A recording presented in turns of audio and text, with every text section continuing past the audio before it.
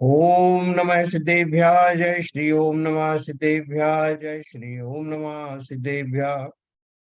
मंगलम भगवान वीरो मंगलम गौतम गणी मंगलम कुंद कुंदाद्यो जैन धर्मोस्तु मंगलम सर्वमंगल मांगल्यम सर्व कल्याण कारकम प्रधानम सर्वधर्माणां जैनम जयतु शासनम जैनम जयतु शासनम जैनम जयतु शासनम।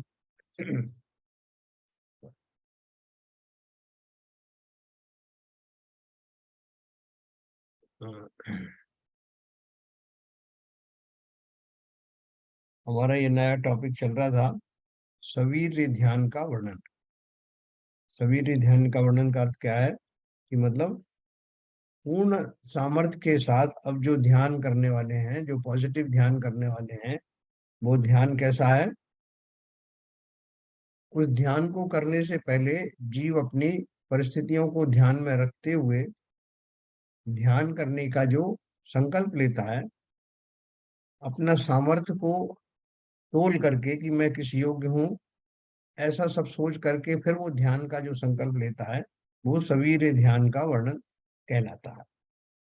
कल अपन ने इसमें 10 नंबर के दोहे तक पढ़ा था। मैं 10 नंबर का दोहा फिर से आपको सुनाऊंगा, फिर उससे अपन आगे चलते हैं।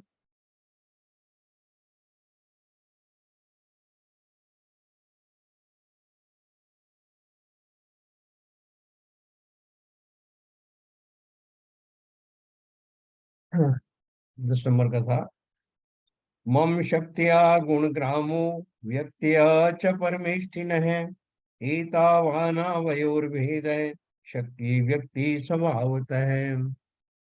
अनंत चतुष्टय आदि गुणों का समूह मेरे तो शक्ति की अपेक्षा विद्यमान है, और परमेष्टि अरहंत सिद्धों के व्यक्ति से प्रकट है।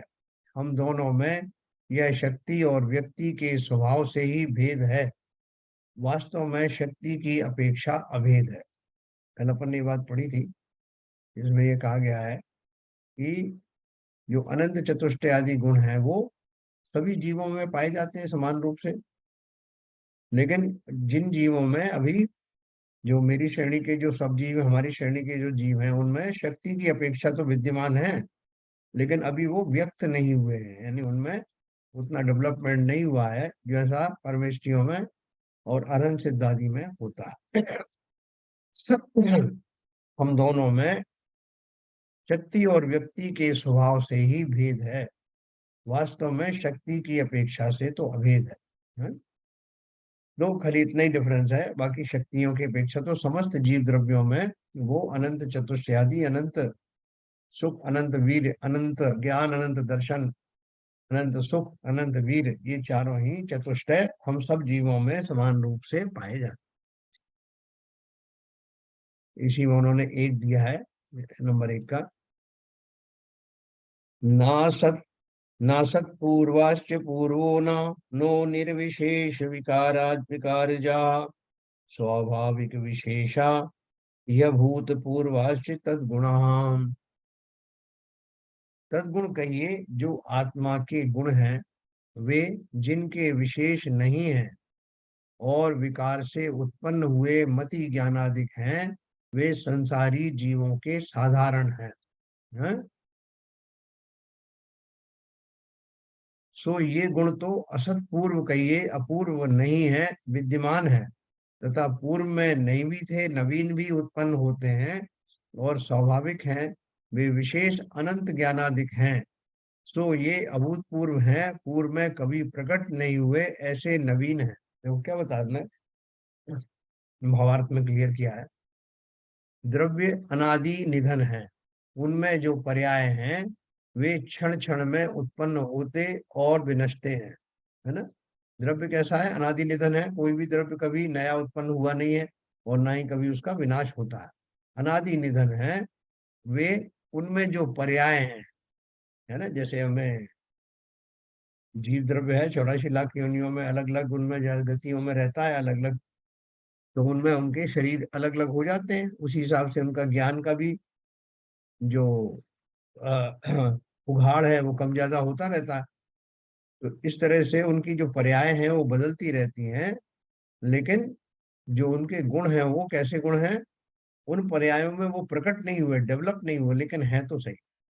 द्रव्य अनादि निधन है, उनमें जो पर्याय हैं वे क्षण क्षण में उत्पन्न होते और विनष्टे हैं। उनमें त्रिकालवर्ती पर्याय हैं, वे शक्ति की अपेक्षा सतरूप एक ही काल में कहे जाते हैं, है ना।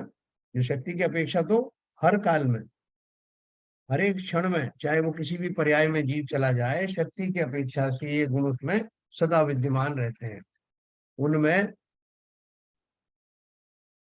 व्यक्ति की अपेक्षा जिस काल में जो पर्याय होता है वही सतरूप कहा जाता है, तथा भूत भविष्य के पर्याय असत रूप कहे जाते हैं। इस प्रकार शक्ति की अपेक्षा सत का उत्पन्न होना, व्यक्ति की अपेक्षा असत का उत्पन्न होना कहा जाता है। इसी प्रकार द्रव्य की अपेक्षा सत का उत्पाद और पर्याय की अपेक्षा असत का उत्पाद कहा जाता है। यही इस श्लोक का आशय है।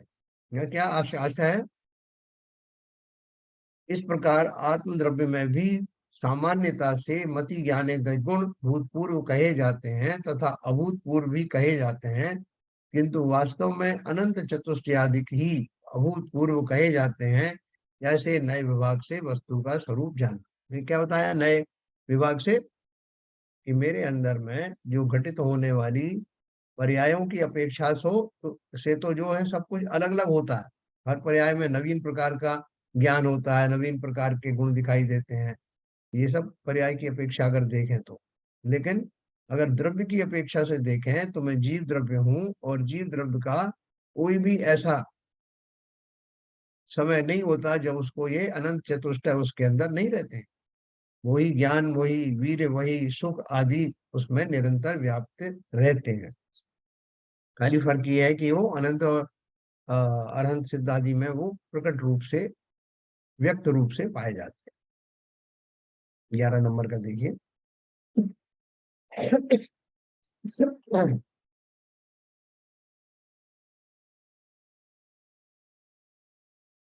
तावन्माम पीड़यत्येव महादाहो भवोद्भवेः यावच्च ज्ञान सुधाम्बोधौ नावगाहे प्रवर्तते।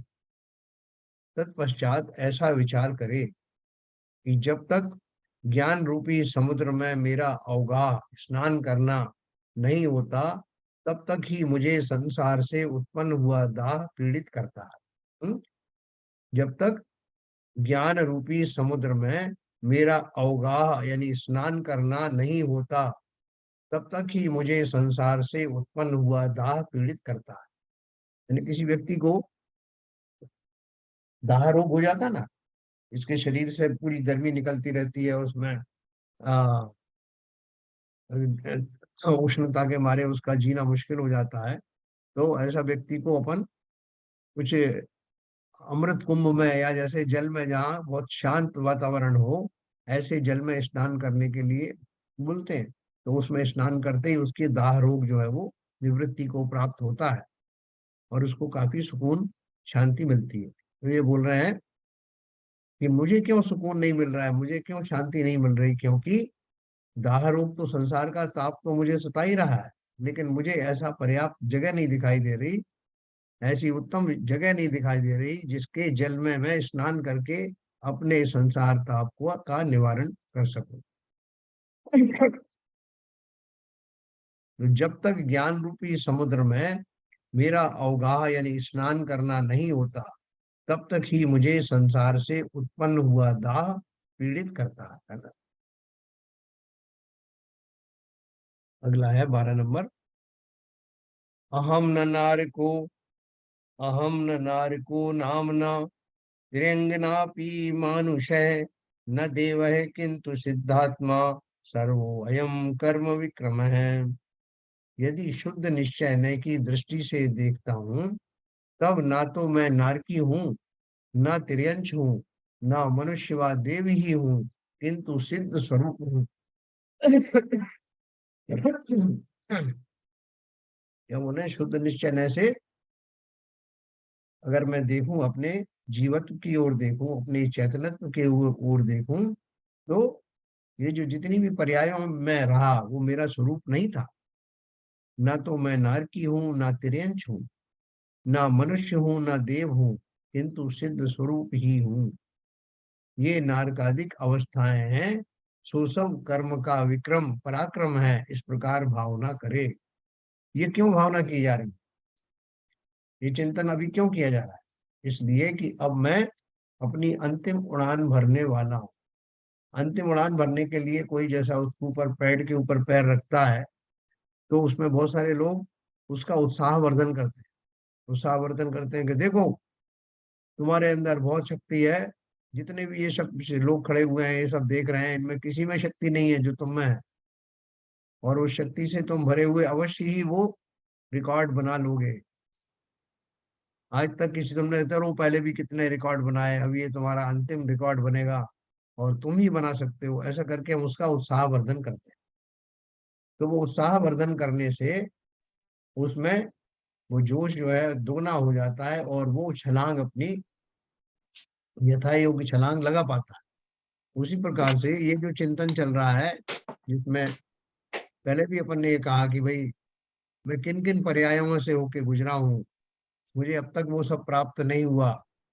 पहले मैं क्या था, अब तो मेरी स्थिति बहुत अच्छी हो गई। इस तरह का जो चिंतन होने लगा, वो चिंतन मेरे अंदर में उत्साह भरने के लिए है। तो यहाँ भी वही चिंतन हो रहा है। यदि शुद्ध निश्चय नय की दृष्टि से देखता हूँ, तब ना तो मैं नारकी हूँ, ना तिर्यंच हूँ, ना मनुष्य व देव ही हूँ, किंतु सिद्ध स्वरूप हूँ। ये नारकादिक अवस्थाएं हैं, सो सब कर्म का विक्रम है, इस प्रकार भावना करे। कि कोई आपको अगर हतोत्साहित भी करना चाहे कि भैया अरे क्या बात कर रहे हो तुम क्या क्या दशाओं में से गुजरे हो, दमरी रूकन भाग बिकाया, वो बात तो तुम्हारा गर्व चूर करने के लिए था। लेकिन अभी तो जिन जिन दशाओं में मैं था, उन वो दशाएं वास्तव में मेरी नहीं थी। मैं तो उन दशाओं से युक्त भले ही दिखाई दे रहा था, लेकिन वास्तव में उन सब दशाओं के पार मैं भी अनंत सिद्ध की जाति का ही तो हूँ। ऐसा वो स्वयं को हिम्मत बताता है कि मैं न नर की हूँ, न देव हूँ, न मनुष्य हूँ, न तिर्यंच हूँ, मैं तो वो उनकी जाति का हूँ। ये क्यों चिंतन कर रहा है? अपने अंदर में वो सामर्थ्य उत्पन्न करने के लिए। इस प्रकार भावना करे। 13 नंबर, ये हमको सबको सीखना है, क्योंकि अभी जब हम ध्यान करेंगे तो इस प्रकार की अपनी दीनता को छोड़ करके, अपने पराक्रम को ध्यान करके इस दिशा में बढ़ना है। मुझ में क्या कमी है? नहीं साहब, हम तो कहाँ बढ़ सकते हैं साहब, उनमें हमें क्या, हम कहाँ उनका मुकाबला कर सकते हैं? कोई किसी का मुकाबले की बात है ही नहीं। है तो जो सामर्थ्य अनंत और सिद्ध के अंदर है, वही सामर्थ्य मेरे अंदर भी विराज रही है। ऐसा विश्वास धारण करके अब जो छलांग लगानी है उसकी तैयारी चल रही है ना। इस प्रकार भावना करे। और क्या भावना करे? 13 नंबर,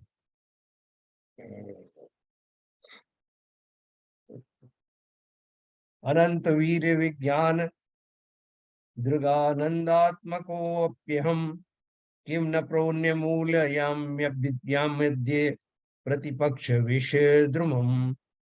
तत्पश्चात इस प्रकार भावना करे कि मैं अनंत वीर, अनंत विज्ञान, अनंत दर्शन और अनंत आनंद स्वरूप भी हूँ। मैं वो खोटी जो पर्यायों से निकल के आया हूँ, वो पर्याय तो मेरा एक टेम्परेरी दुखद स्वप्न जैसा ही था, टूट गया। दूसरी बात यह है कि मैं अनंत वीर, अनंत विज्ञान, अनंत दर्शन और अनंत आनंद स्वरूप भी हूँ, जो हमेशा रहा। इस कारण इन अनंत वीर्यादि के प्रतिपक्षी शत्रु कर्म हैं, वे ही विष के वृक्ष की समान हैं। सो उन्हें क्या अभी जड़ मूल से ना उखाड़ूं? अवश्य ही उखाड़ूंगा। हाँ, मेरे अंदर कितना सामर्थ्य है। जैसे आपसे कोई कहे कि कोई छोटा मोटा शत्रु हमारे सामने आ जाए, हम राजा हैं, और राजा जो है एकदम ठहर जाए, ठिठक जाए कि अभी क्या करूं, ये सामने शत्रु आ गया। तो मेरे जो स्वजन हैं, मेरे मंत्री आदि हैं, सेनापति, वो मुझे कहेंगे, अरे साहब ये आपके सामने क्या लगता है, इसके सामने क्यों रुक गए आप तो इसको जड़मूल से नाश कर सकते हो, यहाँ कहाँ इससे घबरा रहे हो। ऐसे ही बोल रहे हैं कि मैं ये अनंत चतुष्टय का धनी हूँ, और इनके जो मार्ग में जो रोकने वाले हैं, इन गुणों को प्रकट होने से जो विष वृक्ष के समान है, वो मेरे लिए उनका विनाश करना एक बाएं हाथ का खेल। तो क्यों ना मैं अपना बल का प्रयोग करूं और उन प्रतिपक्षी गुणों को धराशायी कर दूं जो मोरे मेरे अनंत चतुष्टय के मार्ग में आ रहे थे। है ऐसा, ये किस लिए चल रहा है ये सारा, मैं आपको बार बार बता रहा हूँ कि मेरे अंदर में हौसला बढ़ाने के लिए, शक्ति का संचय करने के लिए, मुझे अपने वास्तविक वीर्य का ज्ञान कराने के लिए ये सब चिंतन चल रहा है। अब यहाँ तक आ गया हूं तो मैं पीछे नहीं लौटना है मुझे, यानी उसके ऊपर में छलांग लगानी है। आपने देखा वो स्विमिंग पूल के ऊपर में एक वो पट्टा सा होता है ना, जो फ्लेक्सिबल होता है, उसके ऊपर चढ़ करके वो एकदम जोर से छलांग लगा के उसमें कूदता है। तो मैं उसके किनारे पे आ गया हूँ, अब छलांग लगाने ही वाला हूँ। 14 नंबर में, अद्यासाद्य सामर्थ्यम प्रविश्यानंदम मंदिरम न स्वरूपाच विषेयहम बाह्यार्थेषु गतिस्पृह। फिर इस प्रकार भावना करे कि मैं अपने सामर्थ्य को इसी समय प्राप्त होकर आनंद मंदिर में प्रवेश करके अपने स्वरूप से कदापि च्युत नहीं होऊंगा। क्योंकि बाह्य पदार्थों में से नष्ट हो गई है वांछा जिसके, ऐसा होकर जब स्वरूप में स्थिर होता है, तब आनंद रूप होने से अन्य की वांछा नहीं रहती, फिर उस स्वरूप से क्यों डिगे। हैं, बोल रहे हैं कि अब मुझे एक चिंतन और आया। वो चिंतन क्या आया है, अब मैं इस छलांग के लगाने से ही जो मैं डुबकी लगाने वाला हूँ वो आनंद सागर की डुबकी होगी, और मैं उसमें डुबकी लगा करके मुझे चांस मिल रहा है कि वो निरंतर ही वो सुखों से भरी हुई, आनंद से भरी वो जो डुबकी है, वो मेरा परमानेंट परमानेंट स्वरूप बनने वाला है। मैं अब उससे विमुख नहीं होऊंगा। क्योंकि बाह्य पदार्थों में से नष्ट हो गई है वांछा जिसके। अब मुझे कोई बोलेगा साहब आप उसमें आनंद के सरोवर में आप अगर प्रविष्ट हो जाएंगे तो फिर बाहर की चीजें आपको नहीं मिलेंगी। बोले कौन सी चीजें बाहर की नहीं मिलेंगी, बोले धूल मिट्टी कंकर पत्थर फिर नहीं मिलेंगे, फिर आप मत कहना हमसे कि हम इनसे वंचित रहे। तो वो क्या बोल रहे हैं, किसे चाहिए वो अब चीजें, नष्ट हो गई है वांछा ऐसे पदार्थों की जिनको, ऐसा होकर जब स्वरूप में स्थिर होता है, तब आनंद रूप होने से अन्य किसी वस्तु की वांछा नहीं रहती। जब नहीं रहती तो उस स्वरूप में से क्यों निकलूं। तो साहब देख लो, अभी भी आप बाहर निकल आओ, तो क्यों निकल आओ, वो साहब वो कंकर पत्थर वगैरह सब इंतजार कर रहे हैं आपका।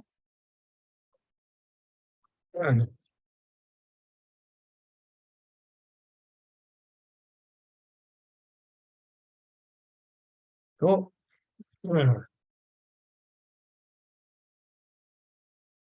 आनंद स्वरूप होने से अन्य की वांछा नहीं रहती, उस स्वरूप से क्यों डिगे, इसलिए उस आनंद स्वरूप से निकलने की आवश्यकता है ही नहीं। क्योंकि बाहर में जो वस्तु है उनको मैंने बहुत अच्छी तरह से देख लिया।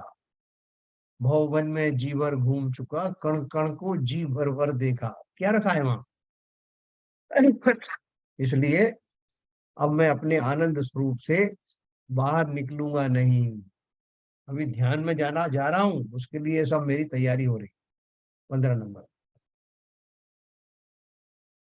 मयाद्येव विनिश्चेयम् स्वस्वरूपं हि वस्तुतः क्षित्वाप्यन्नादि सम्भूताम् विद्या वैरिवागुरहम्।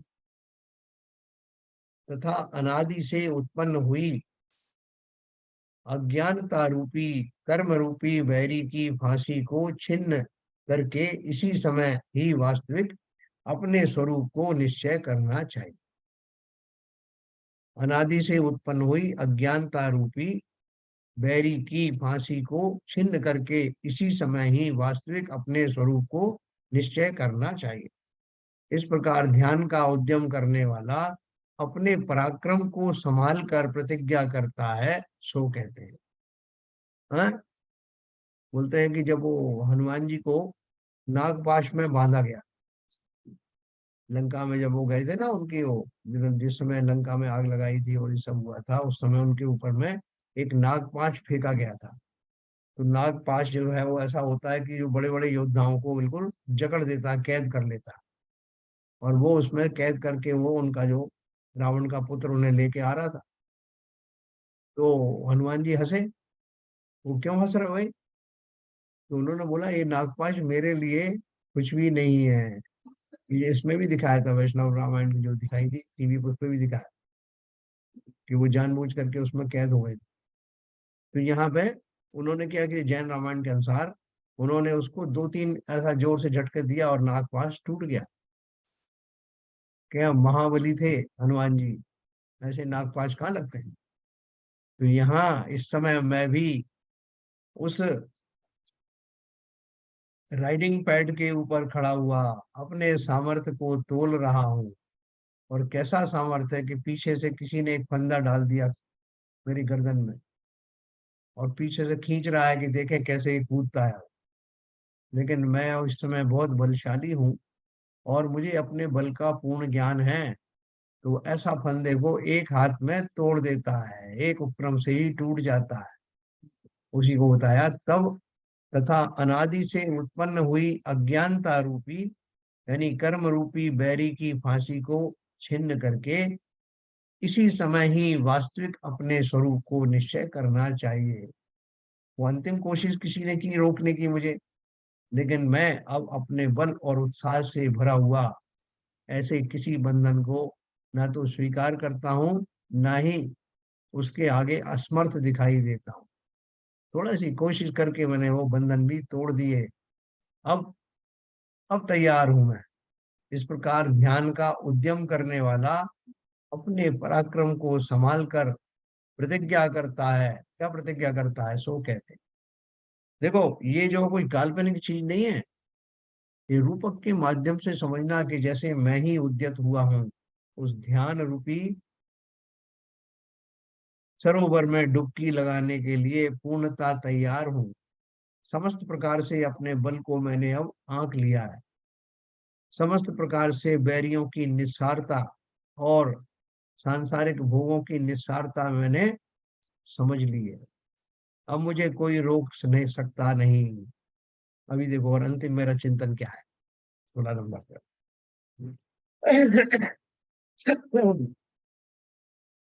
इति प्रतिज्ञायाम प्रतिपद्य धीर समस्त रागादि कलंक मुक्त है आलम्बते धर्म्यम चंचलात्मा शुक्लम यचा यद्यस्ति वनम विशालम।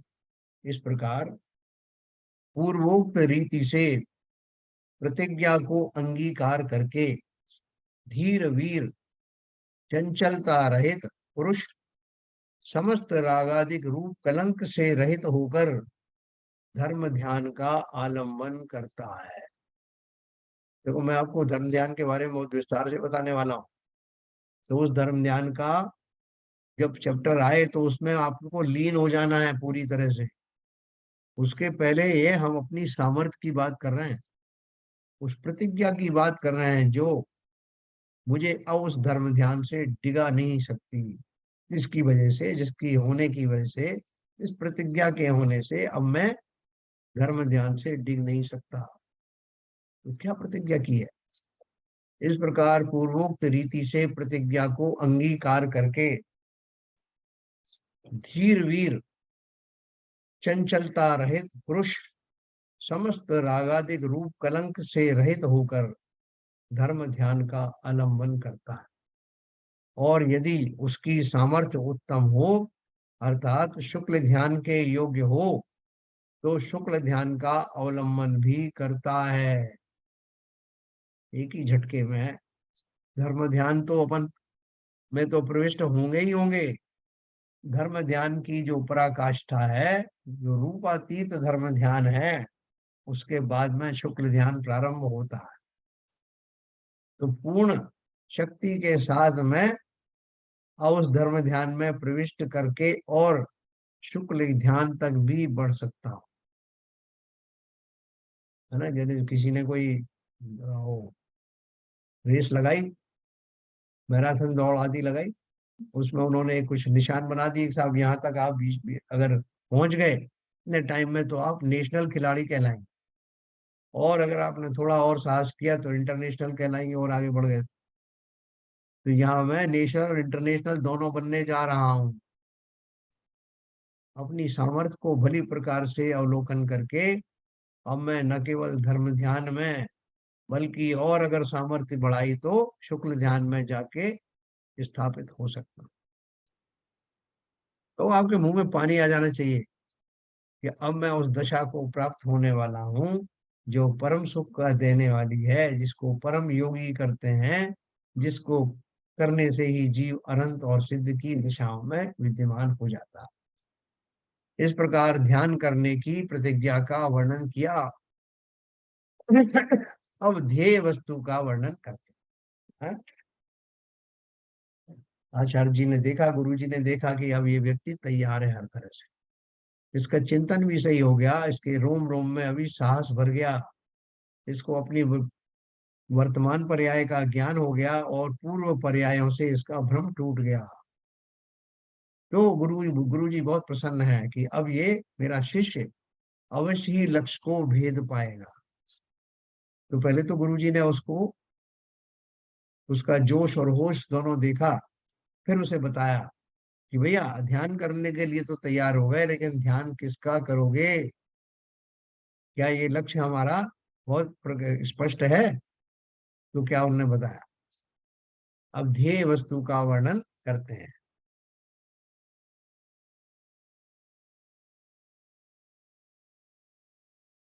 ध्येयम वस्तु वदंती निर्मलधीयस्त चेतना चेतनम स्थित्य उत्पत्ति विनाशला लांछन युतम पूर्वेतरम चक्रमात् शुद्ध ध्यान विशीर्ण कर्मक वचो देवस्य मुक्तिर्वरः सर्वज्ञ सकल शिव स भगवान सिद्ध परो निष्कल। निर्मल बुद्धि पुरुष ध्यान करने योग्य वस्तु को ध्येय कहते हैं। निर्मल बुद्धि पुरुष ध्यान करने योग्य वस्तु को ध्येय कहते हैं। अवस्तु ध्यान करने योग्य नहीं। जो वस्तु है पहले तो वो होना चाहिए, एग्जिस्ट करना चाहिए, तभी तो उसका ध्यान करेंगे। तो इसलिए ध्यान करने योग्य वस्तु को ध्येय कहते हैं। अवस्तु ध्यान करने योग्य नहीं है। वह ध्येय वस्तु चेतन अचेतन दो प्रकार की है। कौन कौन सी है? ध्यान किस किस का किया जा सकता है? चेतन तो जीव है और अचेतन धर्माधिक पांच द्रव्य हैं। हम्म, छह द्रव्य है ना टोटल। तो चेतन छह द्रव्यों में से चेतन कौन सा है? चेतन तो सिर्फ एक जीव है, और बाकी के अचेतन धर्माधिक पांच द्रव्य हैं। जीव के गए पुद्गल, धर्म धर्म, आकाश और काल। चेतन तो जीव है और अचेतन धर्माधिक पांच द्रव्य हैं। ये सब द्रव्य वस्तु स्थिति उत्पत्ति और विनाश लक्षण से युक्त है। सर्वथा नित्य व सर्वथा अनित्य नहीं है। मतलब एकांत किसी में नहीं है। अगर वो है तो इस अपेक्षा से तो हमेशा है कि उनका नाश नहीं होता, लेकिन इस अपेक्षा से अनित्य है क्योंकि उनकी पर्यायें बदलती रहती। इसलिए वो सर्वथा नित्य व सर्वथा अनित्य नहीं है। अर्थात उत्पाद व्यय द्रव्य सहित हैं। पुरानी पर्यायों का व्यय हो जाता है और नई पर्यायें जन्मती हैं, उत्पन्न होती हैं, और द्रव्य वैसा ही बना रहता है। इसे कहते हैं उत्पाद व्यय द्रव्य सहित। तथा मूर्तिक और अमूर्तिक भी हैं।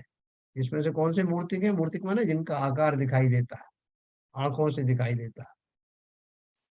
उद्गल तो मूर्तिक है जो इंद्रियों से ग्रहण होते हैं उन आकारों की बात कर रहे हैं। पुद्गल तो मूर्तिक हैं, जीवादिक अमूर्तिक हैं।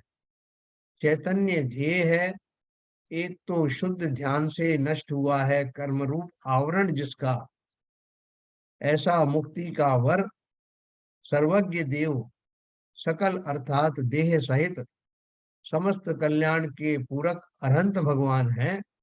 और पर कहिए दूसरे निष्कल अर्थात शरीर रहित सिद्ध भगवान है। तो चिंतन करने के योग्य कौन कौन सी वस्तु हुई? जो अचेतन है वो तो चिंतन के योग्य है ही नहीं, और चैतन्य में से है चैतन्य ध्येय एक तो शुद्ध ध्यान से नष्ट हुआ है कर्म रूप आवरण जिसका, जिसका कर्मों का आवरण समाप्त हो गया, ऐसे सर्वज्ञ देव अर्थान अरहंत देव। और दूसरे हैं शरीर से भी रहित हो जाने वाले, अशरीरी, विकल निकल जिसे कैसे कल माने शरीर, शरीर के धारी ना होने वाले ऐसे शरीर रहित सिद्ध भगवान। तो ये दोनों स्थिति है ना मेरी ध्यान करने योग्य वस्तु की, जो एग्जिस्ट करती है, कल्पना में नहीं है, एक्चुअल में। तो अभी अपन ध्येय के बारे में पढ़े, ध्यान का स्वरूप पढ़ा। ध्यान का स्वरूप आता है मैं उस ध्यान के लिए तैयार हूँ, वो तैयारी मेरी अपन ने देखी। अब किसका ध्यान करूंगा उसका स्पष्ट ध्येय हमारे सामने आने वाला। 18 नंबर, अमी जीवादयो भावा चिदचिल्ल शलांछिता तत्स्वरूपा विरोधेन ध्येया धर्मे मनीषी भी। ये जीवादिक षट द्रव्य चेतन अचेतन लक्षण से लक्षित हैं। सो धर्म ध्यान में बुद्धिमान पुरुषों को इनके स्वरूप का अविरोध करके यथार्थ स्वरूप का ध्यान करना चाहिए। अभी भूमिका चल रही काय की? ध्येयों की। कौन से ध्येय हैं जिनका कि मुझे ध्यान करना है? तो कौन कौन से? ये जीवादिक षट द्रव्य, छह द्रव्य है ना, चेतन अचेतन लक्षण से लक्षित। एक में चेतना है, बाकी सब में अचेतना है। सो धर्म ध्यान में बुद्धिमान पुरुषों को इनके स्वरूप का अविरोध करके यथार्थ स्वरूप का ध्यान करना चाहिए। अभी भी हमें इनका ध्यान स्वरूप तो हमें भी पता है अभी, लेकिन वो स्वरूप कैसा पता है? मिला जुला है, बहुत स्पष्ट नहीं है हमको इसमें से चैतन्यता क्या है। मैं तो ब्रह्म शरीर को ही चैतन्य मान लेता हूँ, बाकी द्रव्यों से इतना पाला नहीं पड़ता, लेकिन पुद्गल द्रव्य से पड़ता है ना। तो पुद्गल द्रव्य में मैं बहुत कंफ्यूज रहता हूँ कि शरीर से होने वाली, शरीर में होने वाली गतिविधियों के कारण मुझे भ्रम हो जाता है कि ये मैं ही तो हूँ। क्योंकि शरीर में और शरीरों में निरंतर निवास करते रहने से मुझे लगता है कि ये मेरे ही तो है। देखो हम जो परिवारों में रहते हैं तो परिवार में जो हमारे स्वजन होते हैं ना, पत्नी है, पति है, भाई है, बहन है, पुत्र है, तो उन सब में हमारी ऐसी गहरी आस्था हो जाती है कि ये तो मेरे ही तो हैं। हम भूल जाते हैं कि जो जब ये नहीं थे तो कहाँ थे, तब किसके थे, तब हमें ध्यान नहीं आता। लेकिन एक बार हमसे जुड़ जाते हैं तो हम उसके ऊपर पूरा अधिकार बना लेते हैं, ये तो मेरे ही है साहब, न केवल मेरे हैं, मेरी इच्छा के विरुद्ध भी नहीं जा सकते, ऐसा मेरे को खोटा विश्वास रहता है। लेकिन जब ये विश्वास टूट जाता है कि वो सब समस्त जीव अपने अपने हिसाब से विचरण करते हैं, पति के रूप में रहने वाला जीव, पत्नी के रूप में रहने वाला जीव, संतानों के रूप में रहने वाले जीव, सब अलग अलग हैं, अलग अलग धारणाओं के, अलग अलग संस्कारों वाले हैं। इसलिए जब वो मेरी इच्छाओं के विपरीत जब व्यवहार आचरण करते हैं तो मुझे बड़ा ताज्जुब होता है, कष्ट भी होता है। वो अपने विश्वास को टूटने से मैं आहत हो जाता हूँ। लेकिन संसार का स्वरूप ही ऐसा है, जहां देह अपनी नहीं तहां ना अपना कोई। लेकिन फिर भी इन पौद्गलिक शरीरों में रहने वाले जीवों से मेरे नाते रिश्तों को लेकर मैं हमेशा ही शंकित बना रहता हूँ, हमेशा ही भ्रम में बना रहता हूँ। तो यहाँ उन्होंने क्या बोला, ये जीवादिक षट द्रव्य चेतन अचेतन लक्षण से लक्षित हैं, सो धर्म ध्यान में बुद्धिमान पुरुषों को इनके स्वरूप का अविरोध करके यथार्थ स्वरूप का ध्यान करना चाहिए। हमारे विरुद्ध, हमारे हमसे विपरीत चिंतन वाले जो ज्ञानी लोग हैं, उन्हें ताज्जुब नहीं होता।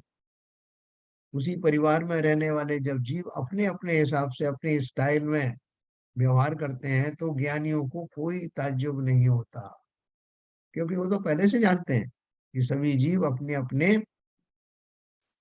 आचरण करने में अपने संस्कारों के हिसाब से स्वतंत्र हैं। वो अगर मेरी इच्छा के विरुद्ध करते दिखाई देते हैं, तो उसमें क्या अचरज की बात है। ऐसा ध्यान करने वाले जीव कभी आर्त ध्यान के शिकार नहीं होते हैं। मैं भी नहीं होऊंगा। क्यों? क्योंकि अब मैंने इस यथार्थ स्वरूप के बारे में जान लिया। 19 नंबर है। हाँ। ध्याने द्युपर्ते धीमान मन है कुर्यात् समाहितम निर्विघ्न पद्मापनम मग्नम वा करुणाम बुधौ।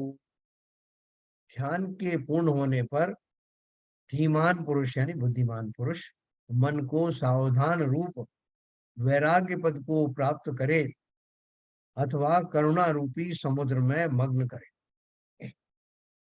अभी और आगे की बात हमें बताई कि अभी तो मैं ध्यान की गंगा में उतरने वाला हूँ। तो ध्यान जब पूर्ण हो जाएगा, तो वो क्या करें? धीमान पुरुष मन को सावधान रूप वैराग्य पद को प्राप्त करें अथवा करुणा रूपी समुद्र में मग्न करें। ध्यान बता दिया, ध्यान की तैयारी बता दी, ध्येय का स्वरूप बताया। अभी ध्येय का स्वरूप में क्या है कि वो अरहंत और सिद्ध रूपी पोस्ट की बात नहीं है कि कोई व्यक्ति विशेष है, कोई सा फलाने अरहंत है, साहब शांतिनाथ भगवान है, या उनकी आत्मा है सिद्ध रूप में। व्यक्ति रूप से नहीं, उन स्थितियों में विराजमान होने वाली उन आत्माओं का चिंतन करना, अर्थात उस स्वरूप का चिंतन करना। उस स्वरूप में मैं स्वयं ही पहुंचने वाला हूँ। तो कैसा है? धीमान पुरुष मन को सावधान रूप वैराग्य पद को प्राप्त करे। अब तो वैराग्य आएगा ही। संसार की समस्त चीजें मैंने देख ली, समझ ली, भली प्रकार से निर्णय कर लिया कि संसार में सुख है ही नहीं। संसार की किसी वस्तु में सुख है ही नहीं। विषयों में सुख नहीं है, इसलिए मैंने इंद्रियों को संकोच लिया और उन इंद्रियों का जो सपोर्ट करने वाला मन था, उसको मैंने समस्त बंधनों से निकाल कर मुक्त कर दिया। अब उस बंधन मुक्त मन के द्वारा ध्यान करने के लिए तो मैं तत्पर हुई। ध्यान भी अब मैं उस वैराग्य दशा का कर रहा हूँ। क्यों? संसार में एक कण भी मेरा नहीं, पर से न लगा हूं किंचित भी। ऐसा भाव करने से वैराग्य उमड़ उमड़ कर आने लगता है। जब संसार में मेरा कुछ है ही नहीं, संसार में मेरी जो प्राप्तियों की अभिलाषा थी वो ही झूठी थी, और मेरे अतिरिक्त संसार में मेरे लिए कुछ भी कार्यकारी नहीं, ऐसा जब विश्वास हो जाएगा, तो मैं वैराग्य पद में अवश्य ही स्थापित होऊंगा। करुणा रूपी समुद्र का अर्थ क्या है? स्वयं के प्रति करुणा, कि जिस सुख का मैं असली मालिक था, जो मुझे मिलना ही चाहिए था, उस सुख से अब तक वंचित क्यों रहा। ऐसा स्वयं के प्रति करुणा और संसार की समस्त वस्तुओं में सुख का ना प्राप्त होना वैराग्य दशा को प्राप्त होना है। ऐसे वैराग्य को प्राप्त करना ही लक्ष्य है अब मेरे उस ध्यान का। तो ध्यान से भरा हुआ मैं, ध्यान की सामर्थ्य से भरा हुआ मैं, ध्येय को भली प्रकार समझता हुआ, और उस ध्यान की बात चल रही है कि उस ध्यान में विषय क्या आएगा। देखो,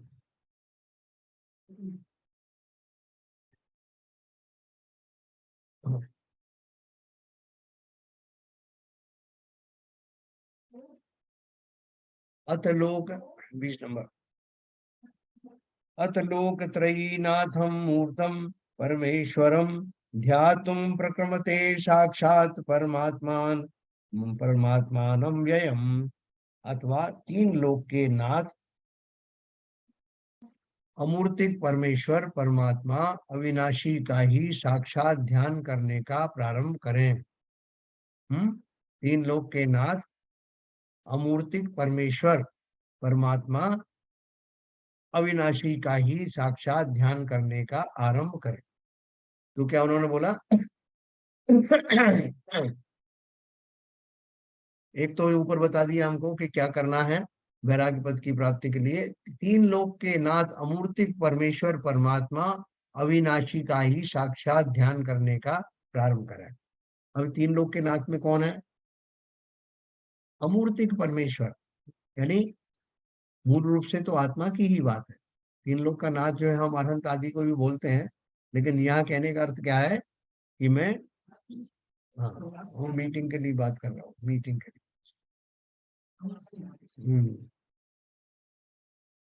तीन लोक के नाथ अमूर्तिक परमेश्वर परमात्मा अविनाशी का ही साक्षात ध्यान करने का आरंभ करें। ठीक है।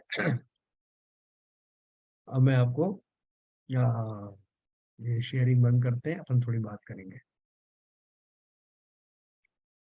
तो आज कुल 8 लोग हैं, सब शायद वो गए होंगे फंक्शन वंक्शन में। तो एनीवे, जो हमने आज चर्चा की है, जो नहीं है वो रिकॉर्डिंग भी सुन सकते हैं। लेकिन जो हमारी बात हुई आज वो क्या है कि अब मैंने इस स्टेज तक कहाँ आ गया, मैंने अपना ध्यान के लिए अपने आप को तैयार कर लिया सब प्रकार से। हाँ, अरे नहीं, तुम खोल दिया। क्या हुआ? कौन बोल रहे अनम्यूट हैं? हो गया था, कोई बच्चा बोल रहा था, कर लिया उन्होंने, म्यूट कर लिया। Okay okay. तो मैंने अभी क्या इससे देखा, इन पद्यों में मैंने क्या देखा कि अब मैं चूंकि ध्यान में स्थापित होने वाला हूँ, इसलिए इतनी बड़ी घटना मेरे जीवन में घटित होने जा रही है, उसके लिए पूर्ण रूप से तैयारी के साथ अब मैं आश्वस्त होकर सब ओर से विकल्पों से रहित होकर अपनी शक्ति का संज्ञान लेकर के अब उस ध्यान की ओर, ध्यान में डुबकी लगाने ही जा रहा।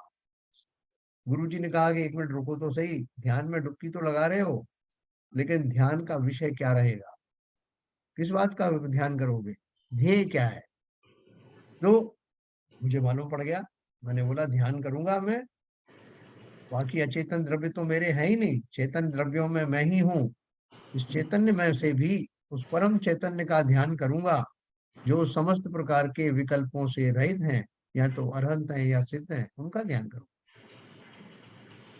तो उन्होंने कहा ठीक है, तो ध्यान कैसे करोगे, ध्यान करने की प्रक्रिया क्या रहेगी? तो उन्होंने बोला ध्यान करने की प्रक्रिया ये रहेगी जैसे वो समस्त संसार से निसंग होकर के, वैराग्य से परिपूर्ण होकर के उदासीन वृत्ति के को धारण कर रहे हैं, मैं भी उस वैराग्य वाली पद्धति से उस ध्यान रूपी प्रोसेस में उस वैराग्य को समाहित करके उस दिशा में बढ़ूंगा। आचार्य ने कहा बिल्कुल सही है, तुम्हारा ध्याता का स्वरूप सही हो गया, ध्येय तुम्हें मिल गया और ध्यान का भी तुम्हें अर्थ समझ में आ गया। तो अब ध्यान, ध्याता और ध्येय, अब ध्येय में भी अभी मैं उतना परिपक्व नहीं हुआ हूं कि इधर मैंने चिंतन किया और उधर मुझे आत्मा दिखाई देने लग जाए। तो इसलिए उन्होंने कहा कि लक्ष्य तो ठीक है, लेकिन लक्ष्य के बीच में अभी बहुत सारे विकल्प अभी करना बाकी है, निर्विकल्प नहीं हो पाओगे एकदम।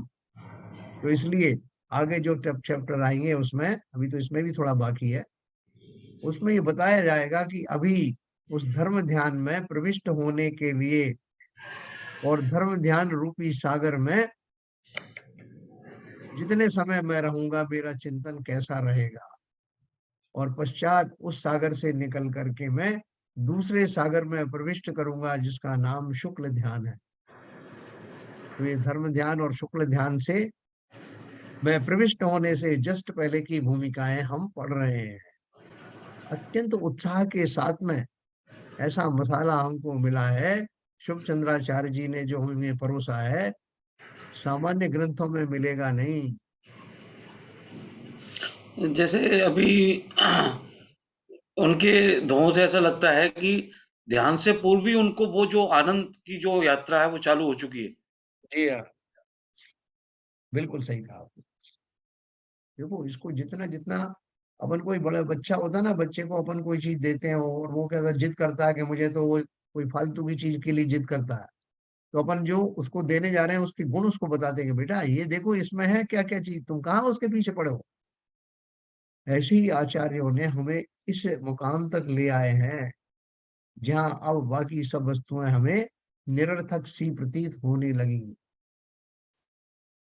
कि फिर भी अगर कुछ कमी ना रह जाए, इसके लिए अभी और आगे के जो दोहे हैं हम पढ़ करके अपने आप को तैयार करें कि कहाँ पड़े हो प्रपंच में, क्या प्राप्त कर लिया अब तक, ऐसा विश्वास दिलाए। हैं, क्या चलन जी, ठीक लग रहा नहीं, सही, बहुत बढ़िया। है? तो आज अपन जो है जल्दी समाप्त करते हैं, ज्यादातर लोग है नहीं, और कल अपन इसी को थोड़ा और कंटिन्यू करेंगे। आपकी भी तबीयत ठीक नहीं लगता है? नहीं, वो थोड़ा मेरा लेट, वो आज ऑफिस का भी काम चल रहा था, मैं तो 8:20 पे ज्वाइन किया हूँ मैं। हाँ, थोड़ा बाकी लोग भी शायद। वापस सुनना पड़ेगा मेरे को ये। हाँ, अपन इसको थोड़ा सा और कल रिपीट करेंगे। हम्म। तो थोड़ा माहौल तो बना है, जिनवाणी स्तुति करते हैं, फिर कल अपन इसको कैरी करेंगे। मिथ्यातम नाश वे को ज्ञान के प्रकाश वे को आपा पर भास वे को भानु सी बखानी है। छहो द्रव्य जान वे को बंध विधि भान वे को स्वपरूपी छान वे को परम प्रमानी है। अनुभव बताए वे को जीव के जताए वे को काहू न सताए वे को भव्य और यानी है। जहाँ तहाँ तार वे को पार के उतार वे को सुख विस्तार वे को यही जिनवाणी है।